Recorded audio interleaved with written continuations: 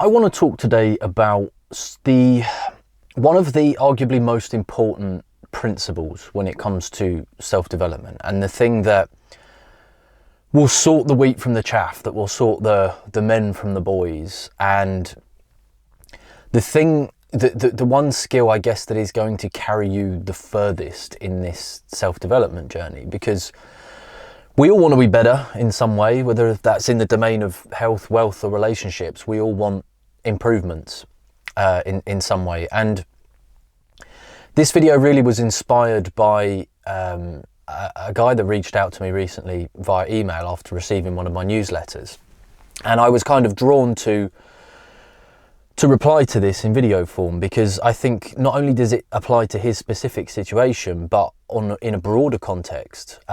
The main question is, when things don't go the way that we want them to, when things aren't happening as we would expect, or things are getting in the way of our self-development journey, how can we continue to be true to ourselves? How can we remain inspired on this journey, and how can we remain motivated? And I guess I wanted to cover this because the ability to do that is going to be the main differentiator. Is that a word? I'm not even sure, but it's going to be the main difference between the person that succeeds in their goals and the person that fails. And so I think it's really important not just to address his specific problem, but to consider it in the broader context of self-development. And so I'll start by reading the email. I won't mention your name or any of the details, but I'll just give a brief summary.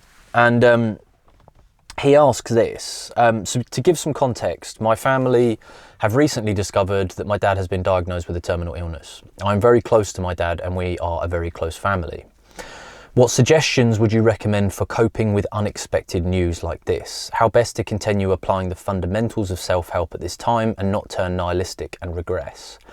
How can I continue to find meaning and purpose? And above all, how can I ensure that I am being the best version of myself for my dad and family when I'm mentally unhinged? It would be refreshing to hear your insight. So, firstly, I just want to say, I'm sorry that you're going through that. There is really nothing that anyone can say or do to make this situation any better. And sorry is just this kind of, I don't know, meaningless platitude, but I feel compelled to say it all the same. This is a complicated topic on the surface, but at the core of it, the base level, your actions are really the only thing that you can control in this situation. And so we will summarize this video by concentrating on what actions you can perform to remain true to yourself. And as you say, not sink into nihilism, because it's probably, attempting to be angry at the world. And that's, I guess, where my first suggestion starts, and that is to not avoid feeling your feelings. This is something that guys especially really struggle with, and whether it's on a surface level where somebody pisses you off and you feel anger, to a much deeper level where you are experiencing something like the death of a family member or the illness of a family member. And feelings are there for a reason. We have feelings in order to categorize and to file what is going on in our heads, because there are too many thoughts and emotions going on at the same time. So our subconscious compiles this into a feeling, and if we stuff that feeling down, it makes it very difficult to know how to proceed going forward. So feel your feelings would be my first suggestion for anyone going through something like this, or any kind of trouble for that matter. And what does it mean to feel your feelings? Well, I'm sure we've all been in a situation before where we felt like we have an emotion, whether it be anger or sadness or whatever, and we feel in that moment that it is inappropriate to express that, and so we stuff it down. And sometimes there's a cause for that. You know, if we're at a business meeting and we're upset and we suddenly start breaking down and bawling, probably not an appropriate place to do that. But to ignore that feeling doesn't mean that it goes away. It just means that you bury it, and it is inevitably going to pop up in other ways. And the more you do this, the more skilled you become at burying feelings until such a time where you cannot bury that feeling anymore. You cannot pretend that you're not feeling things. And that often explodes as some kind of, in men it's a lot of violence typically, or a feeling of like deep depression or anxiety. And for women, I think typically they tend to feel more sadness in that expression. But it was described to me once as, if you were to push down your emotions, it's like you can imagine holding this like inflatable beach ball and you're in a swimming pool and you're trying to push it down. And obviously the further you push that ball down, the more force there is acting on it to come back up. And eventually you're going to lose your grip and that ball is going to come bursting up to the surface. And that is what I mean by that kind of explosion of emotion. And that is something that is very difficult to control. And that is when you might flip your lid and make a decision that you later regret making. Particularly guys, things like anger, you know, we can turn to violence as well, is quite a common thing with guys, which gives us a bad name. But it is often associated with this idea of pushing down feelings, of pushing them down to the extent where they can no longer be pushed down and now they are bursting up to the surface beyond our control. So feeling your feelings is, I think, one of the fundamental parts to going through something like this. It is shit. It is horrible. And I can relate to this. About 5 or 6 years ago, I lost my granddad. And I was incredibly close to him. And my nan and granddad were kind of the hub of the family. It's where all of the family came together, and as a result of that, the family were a lot closer than maybe they are today. But he was kind of the I don't know, my rock, I guess. He always had this kind of wisdom, and going through the process of him becoming ill was a real challenge in terms of how I maintain consistency in my self-development journey and how I stay on track when there seems to be so much around me that is trying to derail me. And what I realized is that I was trying to be strong for everybody else. And that may be something that you can relate to as well. But in order to be strong, there needs to be some flexibility. You need to be able to feel your feelings, because I always talk about these core foundational habits, and you may present yourself as strong, but if you are crumbling underneath, if you are on the brink of losing your shit because you're actually feeling awful, but you're trying to present this like stoicism, you're trying to present this front of strength, it's not going to take much to topple you. And the core principle here is to recognize what it is you're feeling, and I mean to actually name it, whether that be anger.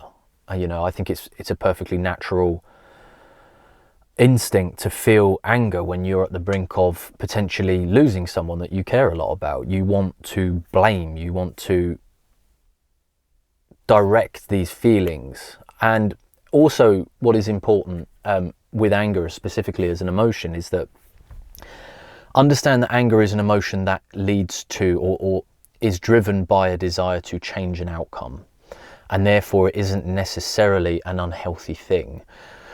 Below anger in the kind of hierarchy of emotions, you have apathy, and that is this idea where you just don't want to do anything. You don't feel like you have any control, and you just want to sit there and do nothing and let the world go by. And one step up from that, one step up from apathy is anger, and it is a desire for your body to control an outcome, to change something. And if you feel that anger wants you to do something. And it's important to feel that anger and to have an outlet for it as well. And sometimes that can be something physical. You know, I found particularly that exercise was incredibly helpful to help me control my levels of anger. Whether that's lifting weights or running or something where you can really like push yourself hard. Other guys might find something like martial arts useful. The idea of being able to, like, you know, hit a bag or like release that anger in some way. It might be that you get in your car and you drive somewhere quiet and you just scream your lungs out. All of those outlets are perfectly normal, and healthy. But what isn't healthy is to not do anything about it at all and to try and pretend that you are not feeling this anger. So how do we end up feeling our feelings before we even start to deal with the process of these emotions and using these techniques to kind of express these emotions? How do we even comprehend what it is that we're feeling in the first place? For me, what I found most useful over the years is meditation. And I've made a lot of content about this topic in the past, and people tend to get, I don't know, they get their backs up the minute meditation is mentioned. They think it has to be something spiritual. And at the core of meditation, all it really is concentrating on something specific for a defined time period. That thing could be your breath, it could be your sensations in your body, it could be your thoughts. But in this case, we're just going to concentrate on the feelings. And it's about setting aside some time, multiple times throughout the day, but at least once in the morning to get your head straight and once in the evening, even if it's for 2 or 3 minutes, but 10 minutes I found is the most useful. To just sit down and ask yourself, what am I feeling in this moment? And to not judge, you know, just to listen to what comes up and to almost talk to yourself as if you are adult and child relationship. And I know this is going to sound really odd, but it is hugely helpful, because if you think about it, children have such a unique gift for expressing how they feel. If you ever watch a kid in a playground, I watched my nieces and nephews when they were younger, and they would have a disagreement and they might like hit each other or throw a ball or have a complete meltdown tantrum, balls of tears coming out and just uncontrollable levels of emotions coming out. And then 5 minutes later, they're best friends again and they're going about their day, laughing, smiling. This is the unique gift of a child, the ability to just feel their feelings and let those emotions just pass through them. And the older we get, the more we learn that it is inappropriate to express our emotions. You know, boys don't cry, you hear that kind of thing all the time. And sure, there are certain situations where it is maybe not appropriate to express extreme emotion, but it is appropriate most of the time to have a time set aside to express emotion, to feel things. And adults lose this ability over time, and I think it's why particularly men become so emotionally constipated. You know, women are much better at this, but men specifically become so emotionally constipated because they can't express themselves, and so these feelings manifest themselves in other ways. And you'll often find a lot of guys that are successful are quite good at dealing with their emotions, but not for the reasons that you think. They don't sit down and necessarily deal with their emotions, but they have some kind of outlet, and they don't realise that that is helping them express their emotions. So it could be a hobby or something like that. Men's groups are incredibly useful when you're dealing with feelings, because it is quite often seen as embarrassing to admit to somebody that you're feeling low, that you're feeling sad, that you're feeling angry, that you're feeling disappointed. And it's seen as a kind of weakness. But when you suddenly bring a load of men together in a group to sit down on the basis that it is perfectly normal and okay to express the emotions that you're feeling and to talk about them openly, to see that other guys are going through the same thing, and to freely express how you're feeling without any kind of judgment, is enormously beneficial. So there's firstly the idea of gaining an awareness of your feelings. Maybe that's through meditation, maybe that's going for a walk and just almost self-counseling yourself. And then the second is having an outlet for those emotions. So you've established what those emotions are, now you've got an outlet to deal with them, and that could take the form of exercise or whatever. Could also be, as I said earlier, a men's group. So awareness and then expression of emotions, incredibly important in a situation like this, because emotions are high, and this is where it can become so easy to become derailed on your self-development journey.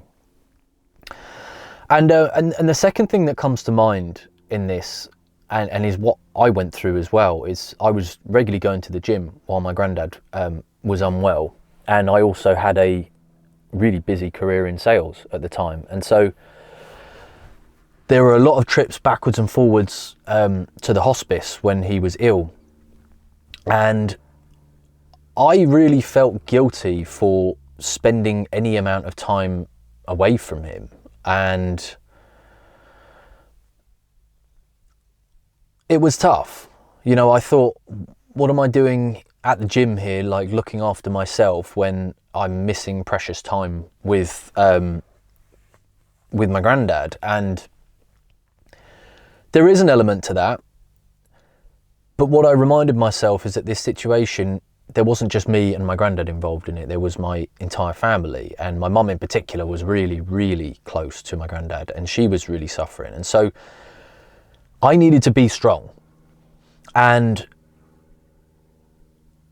giving into a lack of self-development, to let my self-development and my routine to look after myself slip, would mean that I would become weaker. I would become less emotionally resilient, less physically resilient. And if I stopped going to the gym, if I stopped eating well, if I stopped sleeping properly, or at least attempting to, then I would not be able to be the strongest version of myself in those moments that I was with him and with my family. And there is a fine balance with something like this. There may be something that has to give, and you know, I used to be down the gym for hour and a half a day, and I used to work some long hours as well, and I did reduce those, but I didn't cut them out completely.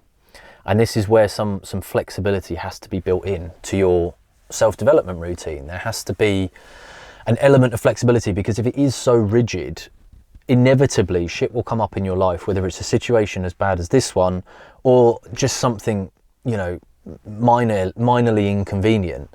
And if your routine and your structure is so rigid, you will get derailed very quickly. It is so important when you're building a self-development regimen or a way of life, whatever you want to call it, that there is an element of flexibility built into it. And that's always started with having a kind of ideal version of the things that we would like to do. So I would like to be running and at the gym X amount of hours per week. I would like to be earning this amount of money. I would like to be doing this and this. But if I can't have those things, what's the next thing down? And it might be, I want to spend 10 hours or 15 hours a week exercising would be optimum, ideal. Can't do that, I'd like to spend 10 hours. And that would be divided into X amount of hours at the gym, X amount of hours at running. Be really specific about these things, because what happens then is you've got this flexibility. I can't do my optimum routine, can I do the next version down? I can't do the next version down, can I do the next one? Until you get to a point where you're at something that is, it seems so, what is the word? It seems so small that it's almost pointless doing it, but what you are doing is still remaining true to yourself. You're still exercising your values. You're still being the best version of yourself given your circumstances. So it is important to continue on whatever self-development journey you are on, and whatever habits and virtues and values that you've decided to adopt. But build in a level of flexibility where you still get to spend time. And the essence here is about quality, not necessarily quantity. That is something that I found really useful over time. And I think if I had, it's difficult for me to say because I know how I did things, but I know that I felt better for having spent quality time with my granddad and my family during that time than being by his side 24/7, because that was the choice my mum took, and it really got to her. And I don't know whether I should mention this. Yeah, I'm going to. She had spent as much time as she possibly could with him, as much as the hospice would allow, and in the couple of hours that she decided to take a break, because she'd been by his side for something like 2 weeks, was the night that he died. And she really beat herself up about that, because she'd been with him for so long. She wanted to be there when he passed. And my argument was that he was waiting for her to go. You know, the family had all but gathered round him, and he'd had a chance to sort of spend some time with him before he kind of went out of consciousness. But in the moment where he was alone was the moment he passed. And I think that's exactly what he'd planned and exactly what he wanted. So, but the point being is my mum's technique of being by his side constantly, I saw her suffer. I saw her look worse and worse as the weeks went on. She wasn't sleeping, she wasn't eating properly, she wasn't looking after herself, and she couldn't then be strong for not only herself but for my granddad and for everyone else that was around. Whereas the option that I'd taken was to kind of step down my self-development routine but still remain true to it, and for that reason I remained as strong as I could in that situation, and that made me strong for everyone else. And I was able to offer support to all my family around me, which is what I know my granddad would have wanted. You know, I was able to offer lifts to people that couldn't drive and help them get there and get back, and I was able to make sure that people were eating properly and all those kinds of things. And that was the part that I played, and I feel an element of pride in that. So I think that can really help deal with this level of guilt, because there isn't an element of guilt. It's like, who am I to be looking after myself in this moment? And understand that by looking after yourself, you are in effect looking after everyone that is in your inner circle. This is the best way to look at it. You know, it's kind of like, I don't know, building yourself a nice home that you're going to spend the rest of your life in. You know, it could be seen as selfish in a way, because you're building yourself a nice home, and who are you to have a nice house when other people don't live that way? But other people are going to live in that house with you, and you are going to entertain guests, and you're going to have people over, and you're going to pass that house down to your future generations. So it's a lot like that, in a sense, that looking after there's a big difference between looking after yourself and vanity and selfishness. Understand that looking after yourself is the core of where looking after other people starts. If you are feeling strong and resilient and ready to take on the challenges of life, you are going to inspire other people around you to do the same, and you're also going to be strong for them when they need your help. So you can get rid of that guilt straight off the bat just by telling yourself that this isn't necessarily for you, it is for everyone that is in your sphere. And I guess the last thing I want to say on this is that there are, as shit as this situation may be, there was at least for me one positive that came out of it, and that was that my close family became even closer, because we all learned to rely on each other and to trust each other, and we all had this shared experience of suffering together.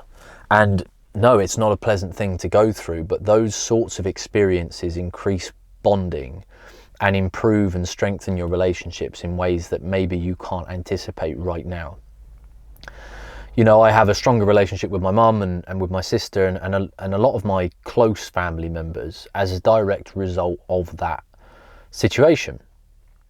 And so it's important to realize, and I know it might not seem like it right now, but there is probably a positive that is coming out of this situation as well. And if you are in the right frame of mind and you are feeling your feelings, there will be moments where you can recognize that this isn't 100% bad.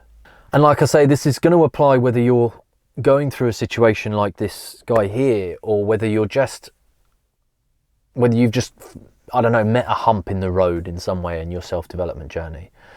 And all of the steps that I've mentioned here, you know, recognizing the emotions that you're feeling your feelings, looking after yourself, admonishing, is that the word?